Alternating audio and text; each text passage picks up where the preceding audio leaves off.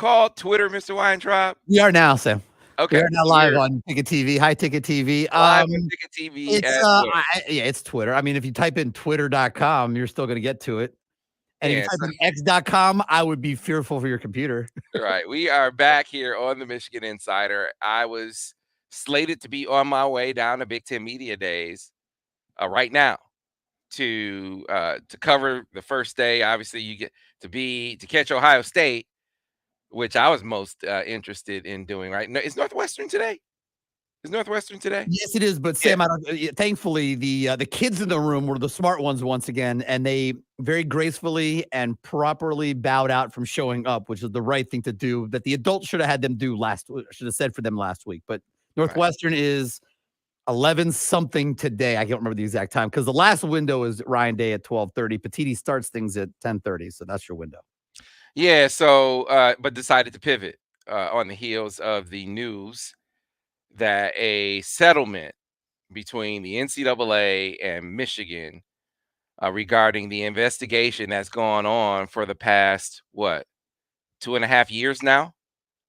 That investigation, a resolution to that is being negotiated right now. That was reported by Yahoo Sports that the settlement could entail, likely will entail, a 4-game suspension for Jim Harbaugh, a 1-game suspension for Sharon Moore, 1-game suspension for Grant Newsom. These are not final, as best we can tell, and according to sources, but these are.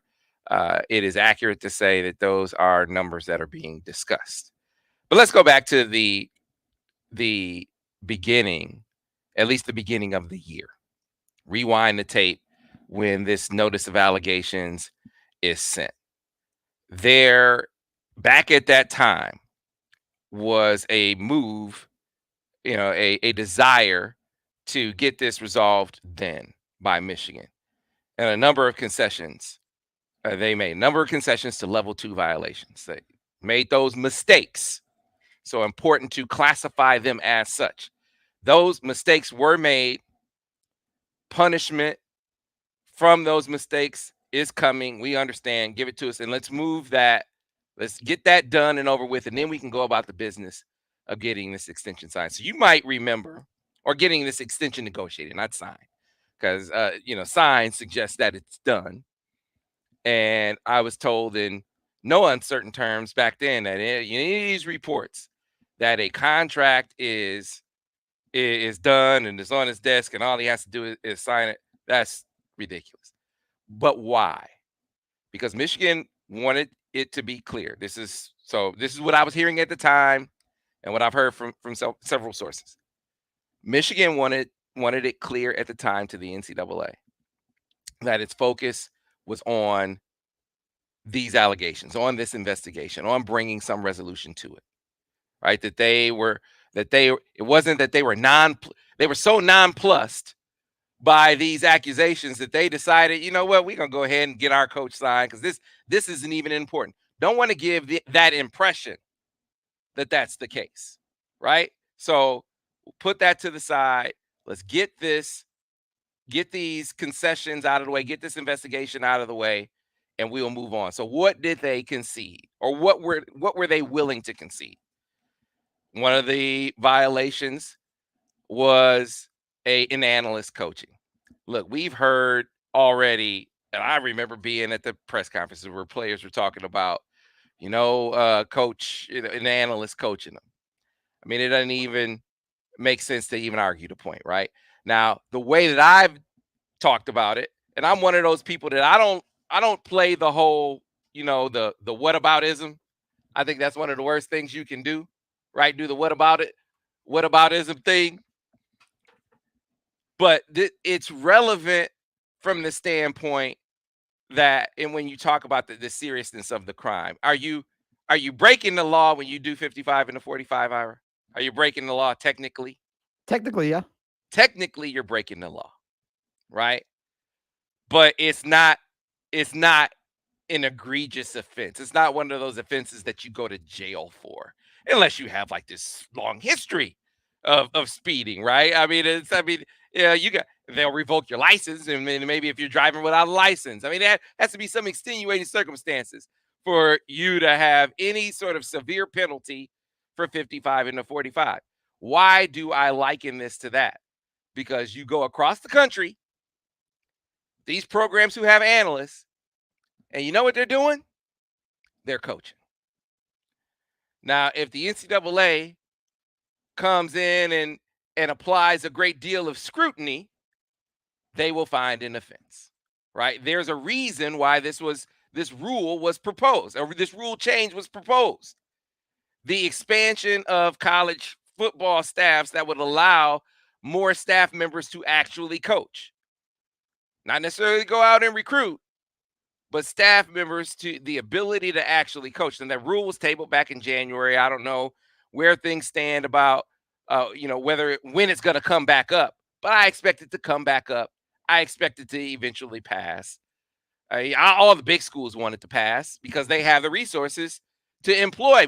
You see how bloated these analyst staffs are for these big time universities. They want those coaches to be able to coach, right? Illinois who just hired Jim Leonard? Was it Illinois just hired Jim Leonard as an analyst? Analyst, yep. Brett Bielema's better watch over his back.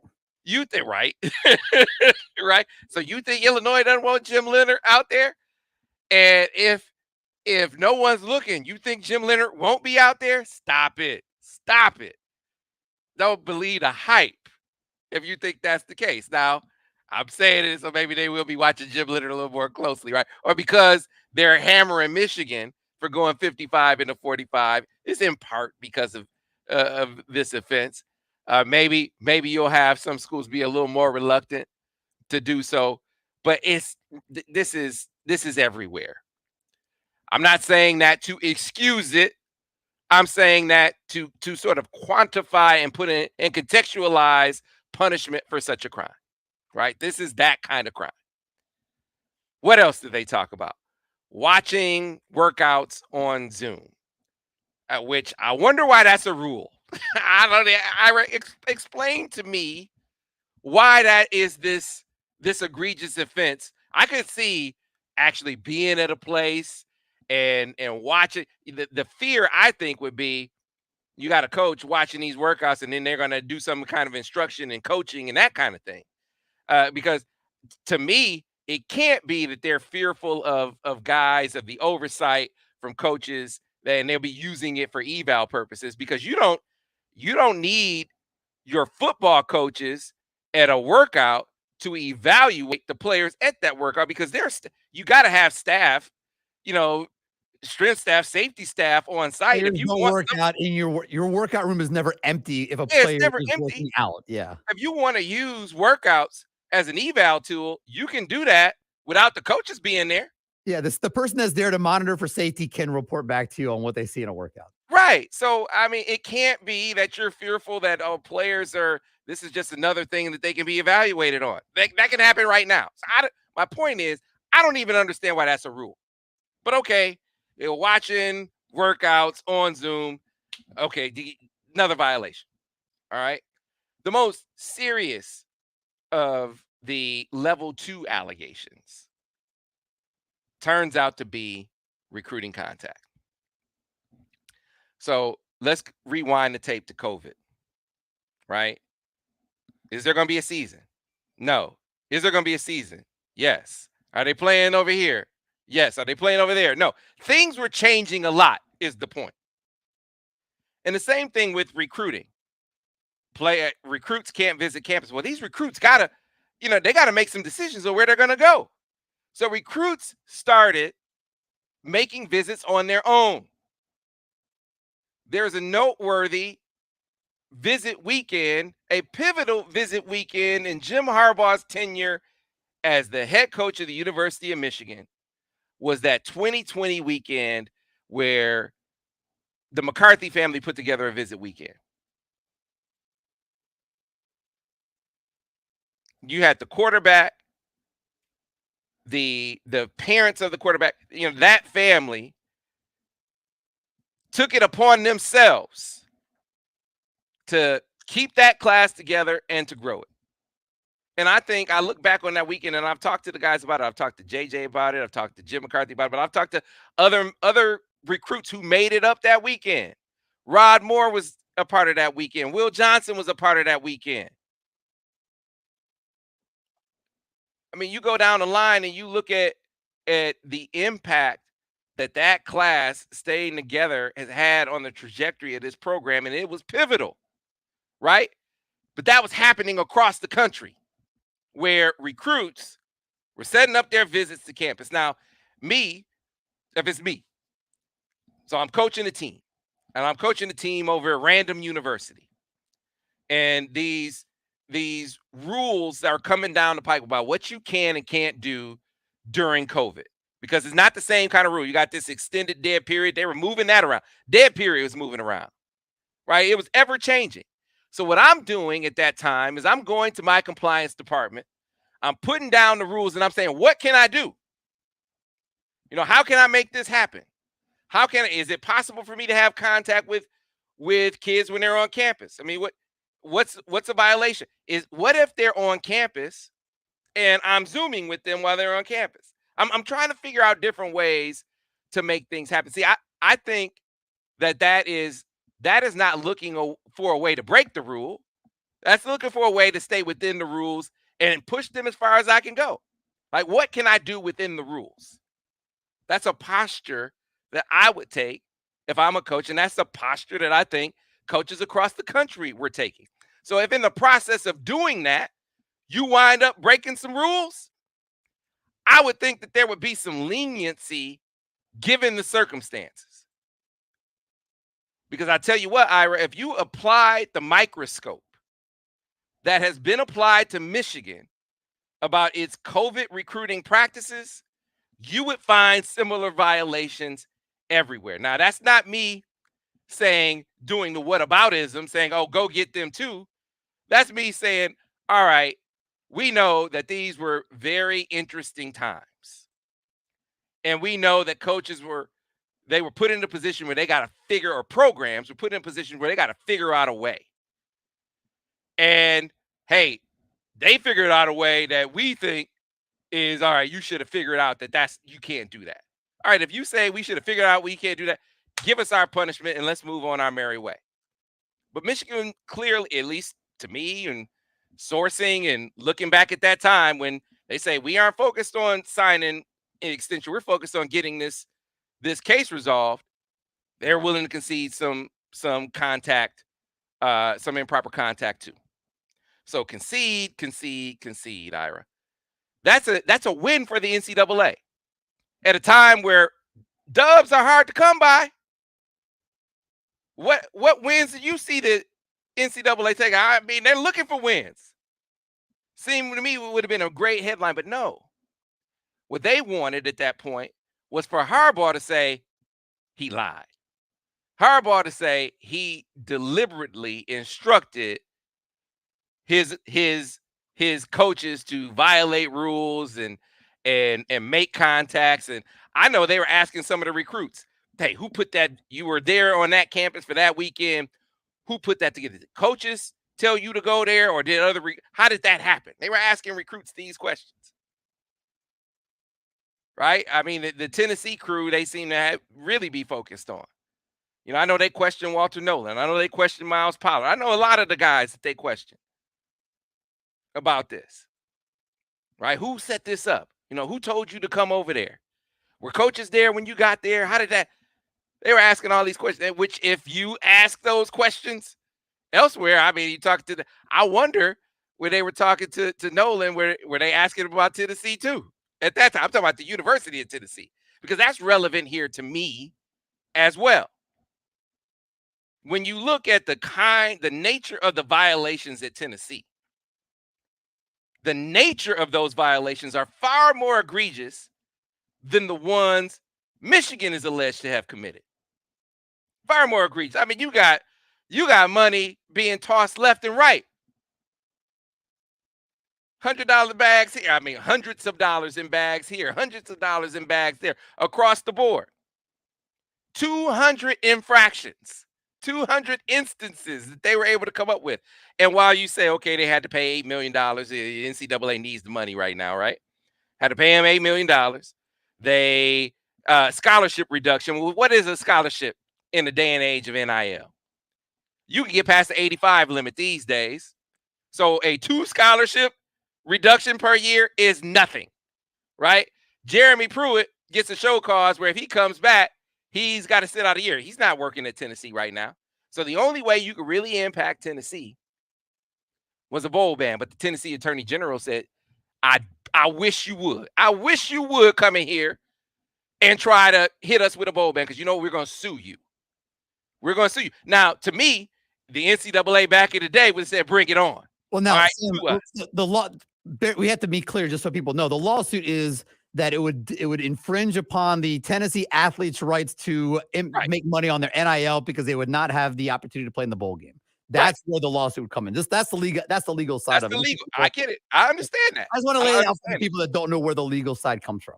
I understand that. And so at one point, that's a fight that the NCAA takes on. Because I could make the argument that taking the coach out some games at Michigan would impact the NIL earning opportunities of some guy. What if they were to lose? They aren't going to lose these games. They're going to lose these games. But my head coach not being there to coach me on game day affects the my potential performance in the game. So you have impacted my ability to go out and perform my best by keeping my head coach out. I can make that argument. It might not stand up, but I can make it. My point is, if the NCAA had any backbone, had any teeth whatsoever, when they get punked or when the attempted punking happens, they don't just back down. They say, okay, we're going to fight.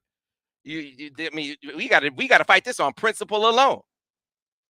We can't have coaches. We can't have programs out here tossing money left and right and essentially getting away with it. And before you say they don't have guys on there, no guy on the team was a part of that. And I find that hard to believe. That's number one. That no guy on their team got the $500 or $300 Chick-fil-A bag. Find that very hard to believe.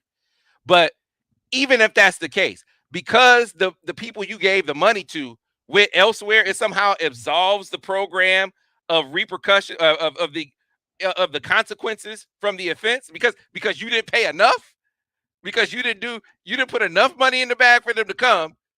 So you get off in terms of punishment for the current program as a result of that. I just no. If you're going to set a tone, if you're going to send a message, that's what you send a message for. That kind of violation. We got to get to a break. We'll come back on the other side. But look at the message, the instance, the offense that they're choosing to send a message on. It's on this one. Not on that one, which is gutless. Gutless is cowardice. To not send the tone where even if it's going to cost you, you got to go to court to say we can't have schools passing out money, violating the rules in that way when limits are really being pushed now that NIL is around. But you're going to come down on this? You're going to come down on contact during COVID when they were conceding the mistakes. This is where you come to get your pound of flesh. I'm sorry, man. It's asinine. We need to get to a break. We'll come back on the other side, pick this up on the air. We'll continue, obviously, on YouTube, Facebook, and Twitter. On the other side here of the Michigan Insider on Sports Talk 1050 WTKA, The Ticket. Clear on the radio. You know, you look back, clear on the radio, but right here, let's get to some of these. What is Tom Mars doing about this? Look, Tom is representing Jim. You know what Tom Mars is, what I assume Tom Mars is saying? Jim Harbaugh will never say he lied, because that's what they want. They want him to say that he lied, that he was he was purposefully misleading to the investigators, and that's never going to happen. And so my impression of how this thing is going down is that they're gonna die saying he lied. Jim Harbaugh is gonna die saying he didn't. So how do you get this over? How do we figure out what do we do to get this over with? What do you want for you to be done, NCAA? What are you willing to give up to fight Michigan? And that's where I think we are. That, negotiating the number of games and if it's me, I guess I would keep on principle alone. It would be worth it to me if I'm just thinking about Jim. If it's me, if I'm Jim, I'm like, man, I want to fight this until the end. If I'm thinking about more than Jim, if I'm thinking about, just putting it behind the program and the institution, that's what I think this is about. I don't think this is about Jim making any concession at all about his his claim that he didn't lie. I don't think that there's any flinching on that, but there's just a desire to get it over with. This is why I brought this up last week when we were talking about the Tennessee case. And I asked all the guys who came on, look, man, is it reasonable to think that the NCAA would move past whatever this burr they're having there behind about Jim Harbaugh?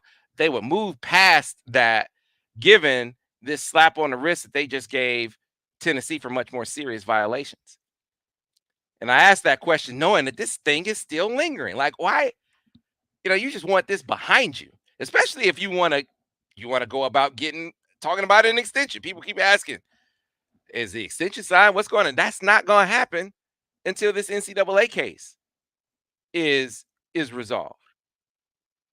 Which, you got to wonder what this does to your mindset. What this does to the mindset of your head coach when you got to deal with this from the NCAA. Now, part of you says, hey, you know what? He might look at it. I don't want to deal with this. I don't want to deal with the. Hey, you have to deal with this in the NFL. Another side of this could be, I'm gonna last longer than the NCAA if you're Jim Harbaugh, right? Which I actually think is a legitimate mindset to have. Like, if I negotiate, extension to my contract, 3-4 years down the line, the teeth that they have are going to be even smaller. They're getting whittled down as we speak. So, people were asking me, do I think this is going to push him to the NFL? I mean, how could it not make you think about it?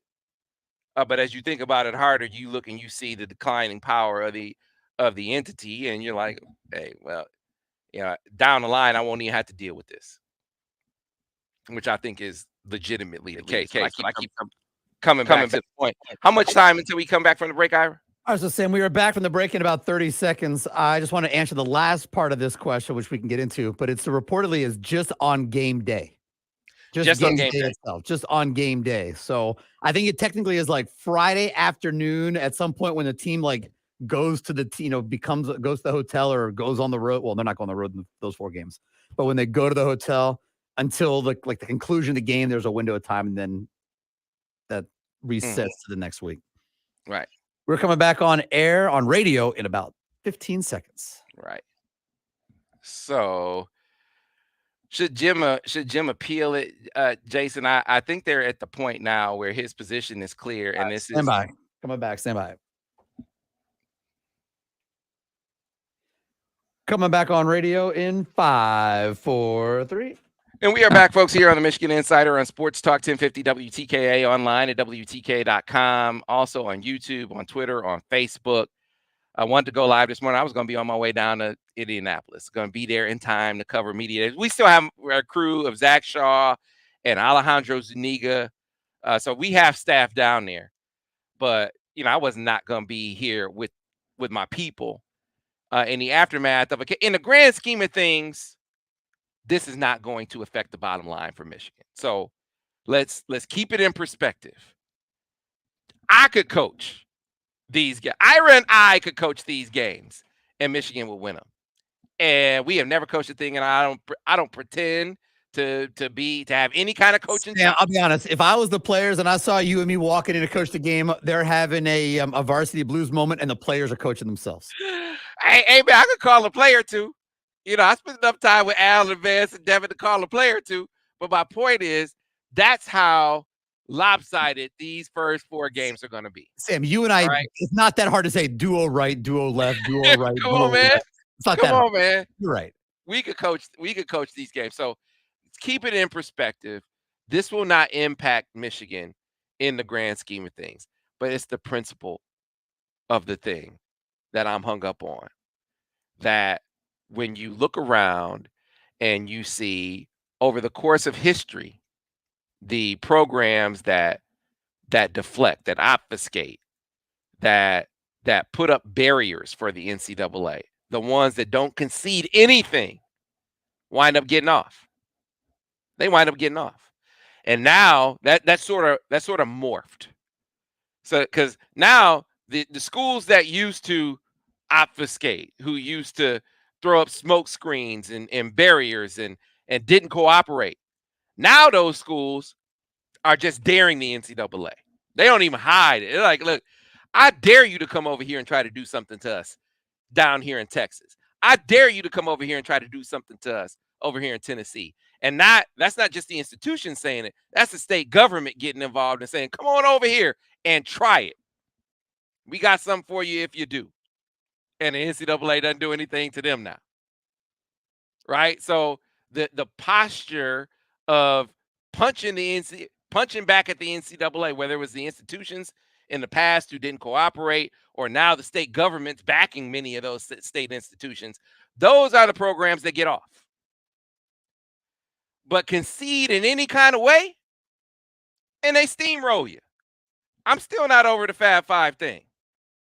I brought it up because it's long been my contention that Michigan was too conciliatory in that instance. When the NCAA comes in the door saying you did, first of all, these are people with the rules are arbitrary. What's moral and what's not changes. It used to be immoral to give scholarships, right?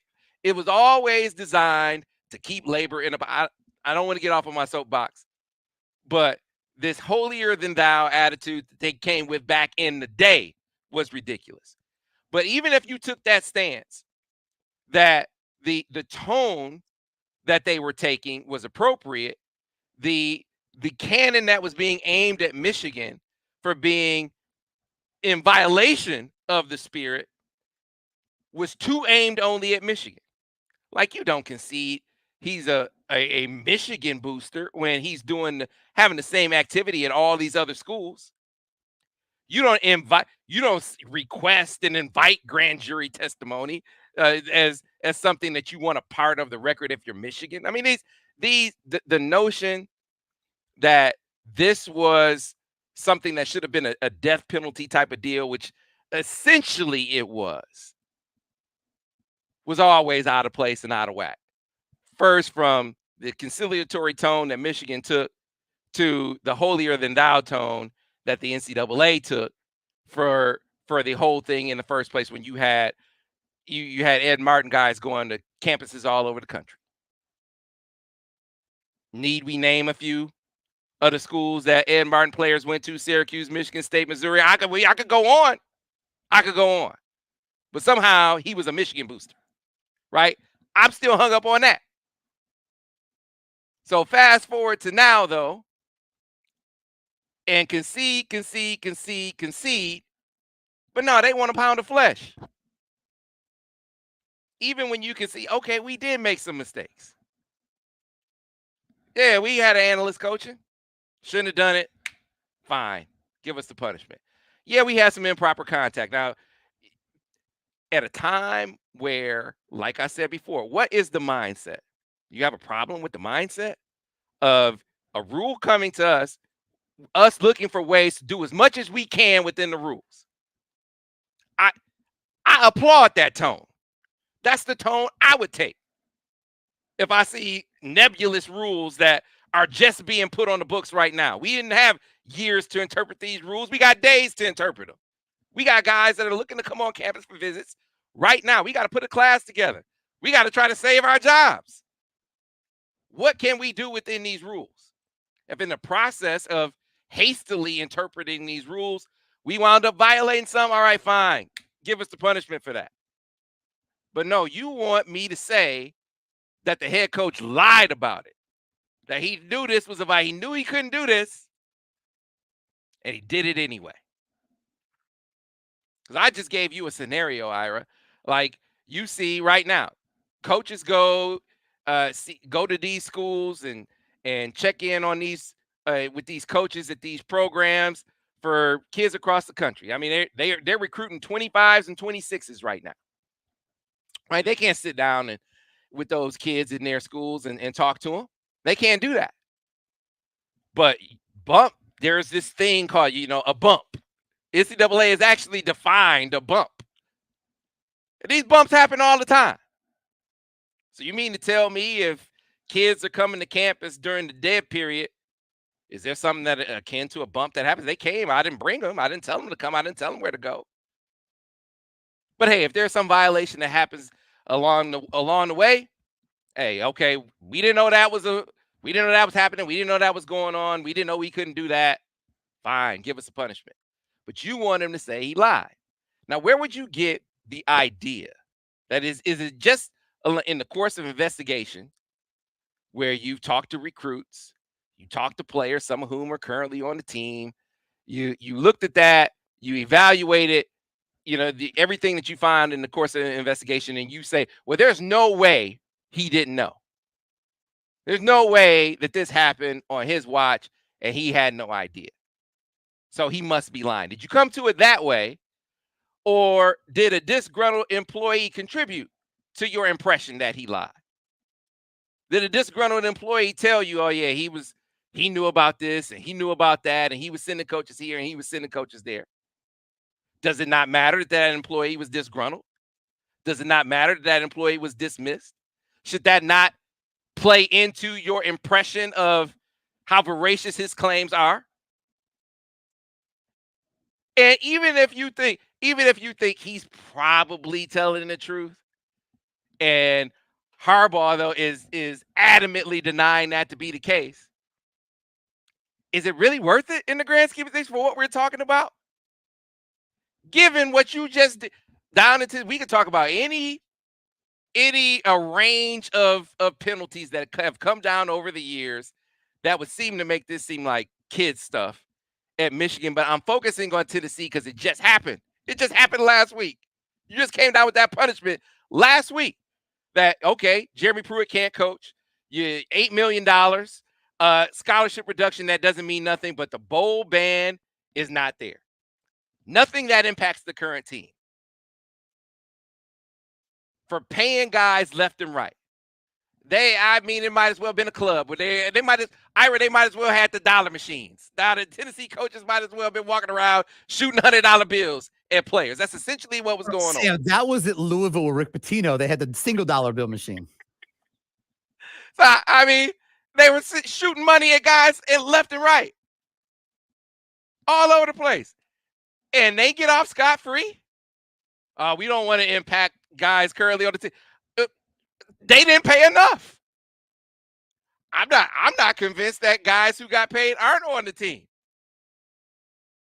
But you want to make the argument that, well, none of the players that were a party to that conduct are with the roster. Yeah, but just because they didn't pay enough to get them doesn't mean they shouldn't be punished. Of course, Sam, you could also go down that rabbit hole too. So why are they not on the roster? What do they get elsewhere? And how did that work? And why are there no investigations elsewhere? But that's, come on, man. That's NCAA, yeah.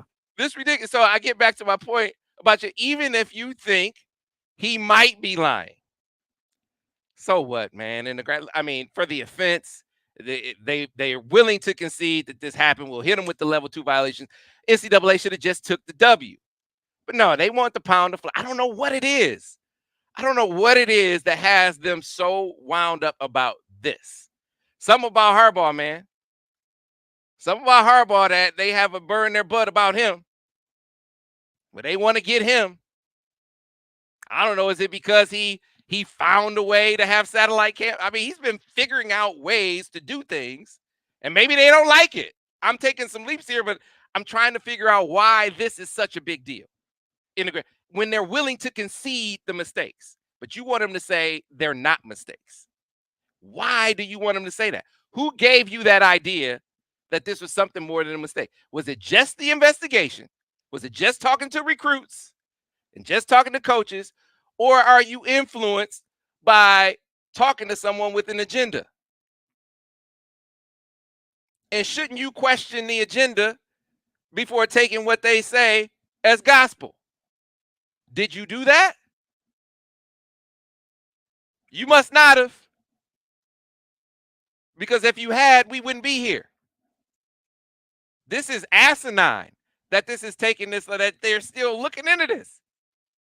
Especially when they're supposedly lacking resources, right? Oh, they just got maybe that $8 million they got from Tennessee is sustained. Now they can go do some other stuff. Now they can carry this out a little bit longer, right? It's ridiculous that they're spending time on this when Michigan was willing to get it over with back in the winter. So forgive me if like I said at the beginning, this won't affect Michigan in the grand scheme of things.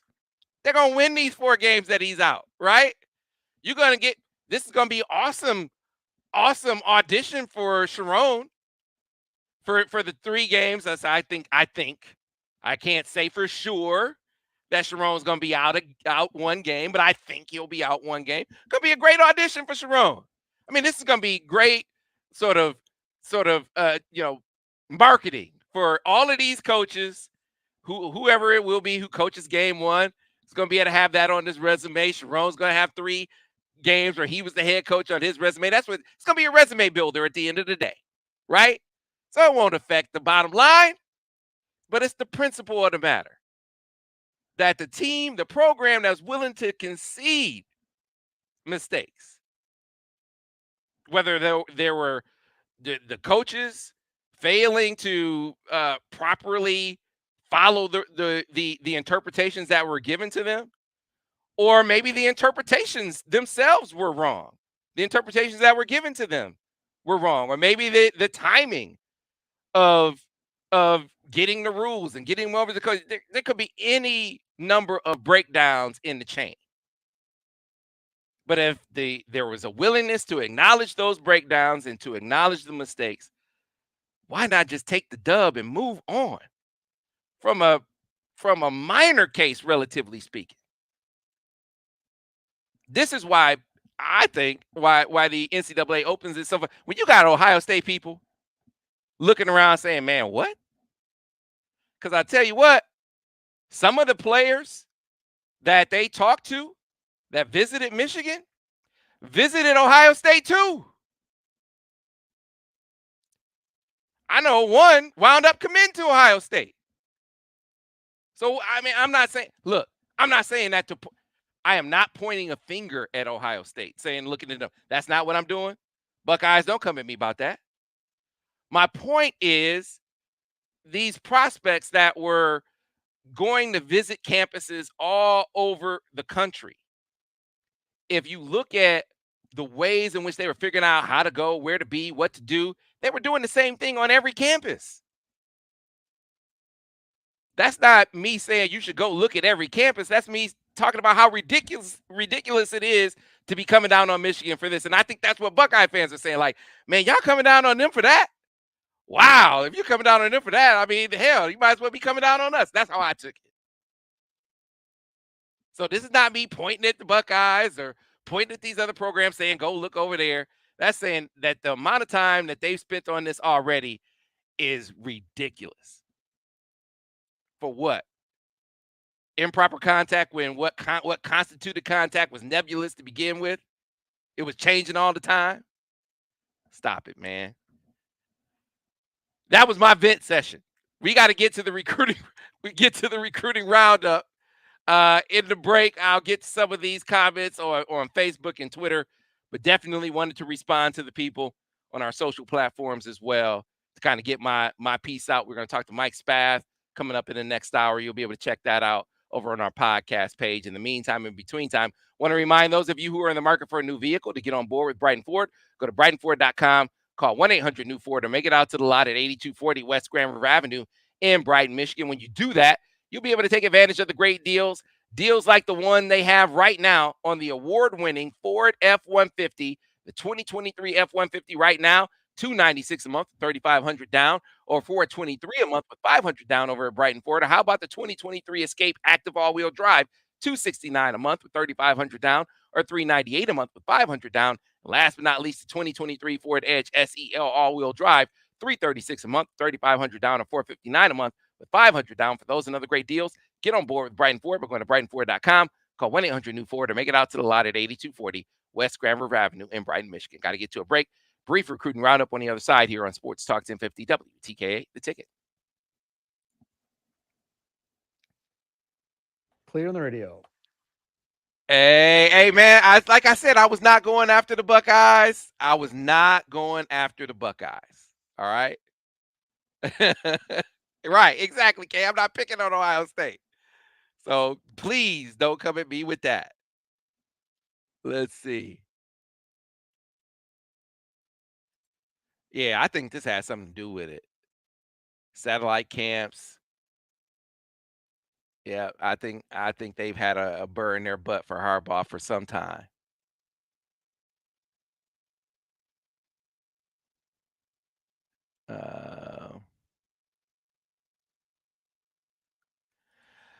Yeah, it seems like this posture with the NCAA is never rewarded. When you compromise, when you concede, they hammer you more. They hammer you more. This should not be a thing. There is no final outcome yet, Sam. Waiting for the resolution to be agreed upon. I think will happen. I don't know that it'll be 4 games, but it'll be multiple games for Jim and understand. I made it a point to delineate. And I think if this was just about Jim, I think the fight would still be going. I think he'd fight it till the hilt, right? But I think that there is a desire more broadly to just put this behind him. And if this is a way to get it done in a way that won't affect the team adversely, then let's do that. I think that's the tone that the institution is taking. Like, let's just get this over with. So, as far as what he can, I don't think that they can do that. I don't think they can participate in any way on game days. Right? I think I remember that about when Urban Meyer served his suspension. Correct. Plus, as we know, just don't use Zoom for those days. Enough with Zoom. Right. So I meant to say this during the on air portion, but you know how we were talking about, hey, you got these NIL rules, and why don't you just push them as much as you can? Push them like other schools. You see when Michigan kind of tries to see the line and tries to get as close to the line as possible without stepping over it, and maybe they get a toe over it, they get the hammer. But these other schools, man, they go to another country. Forget going over state lines. They go to another country, Ira, and they get away with it. It just seems like if Michigan does it, the consequences and repercussions are about 20 severe. seconds. About 20 seconds till the recruiting roundup. All right.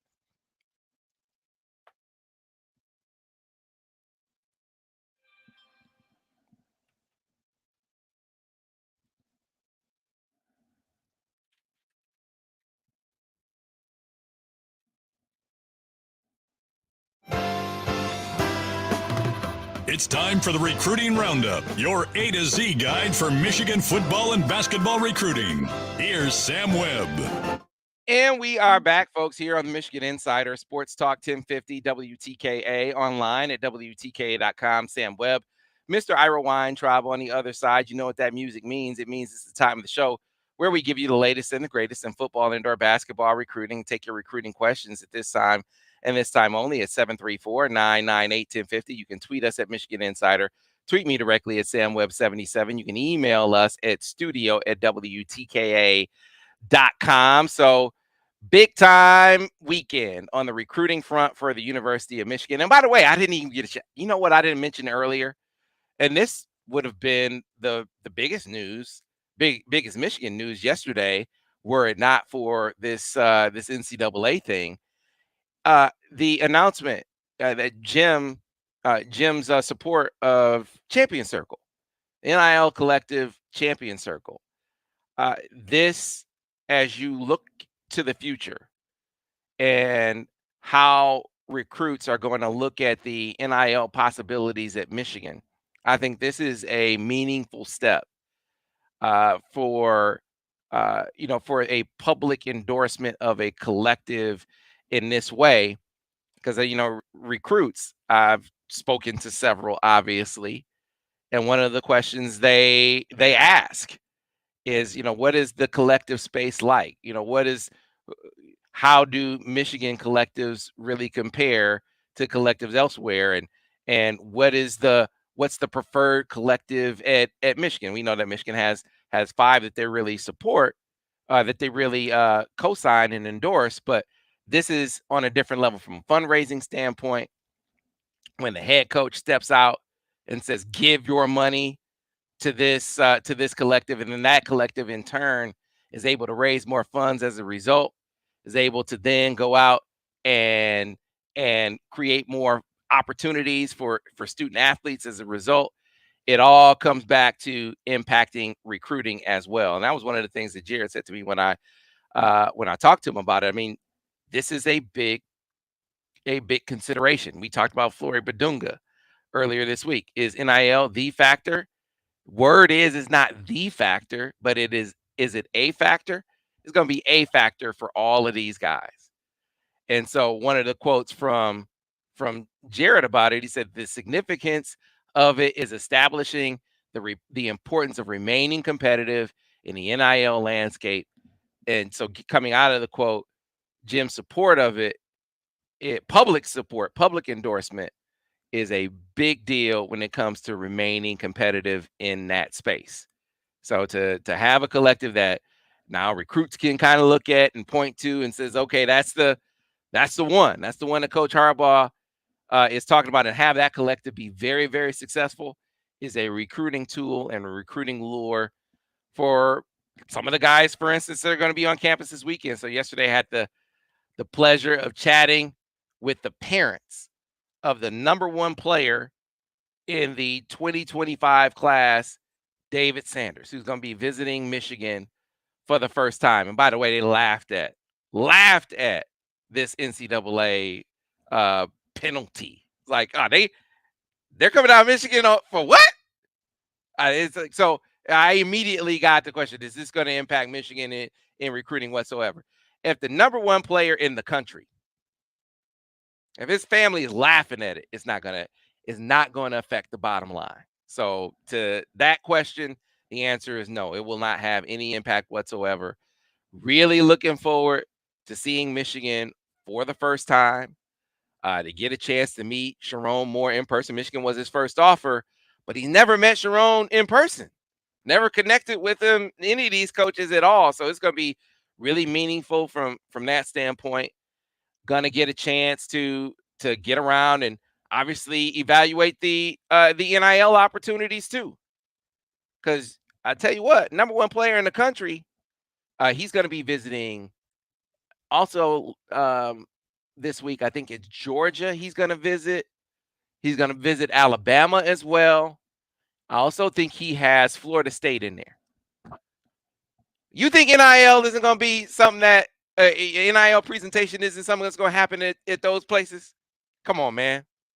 Come on. So, to have, like I said, the whether it's Empower being one of the things that can be put forth, or this public endorsement of the collective, these are, I think, some significant feathers in the cap as the number 1 player in the country comes up and is going to be asking questions about the NIL space at Michigan. And they got more things that they can present to a player like that on top of the on-field opportunities, which, hey, back-to-back Joe Moore Awards, right?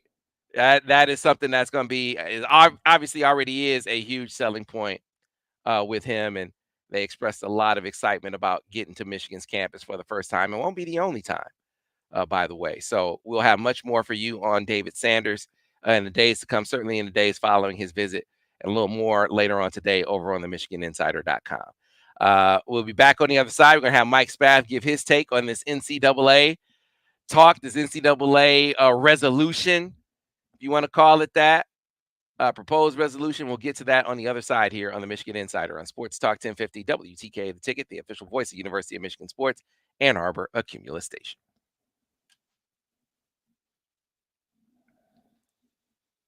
Clear on the radio. All right, folks. So that's going to do it for us here on the live Video. Appreciate you taking the time, and we'll see you over on the MichiganInsider.com a little bit later on today. And we're staying on the radio, of course, on Sports Talk 1050 WT.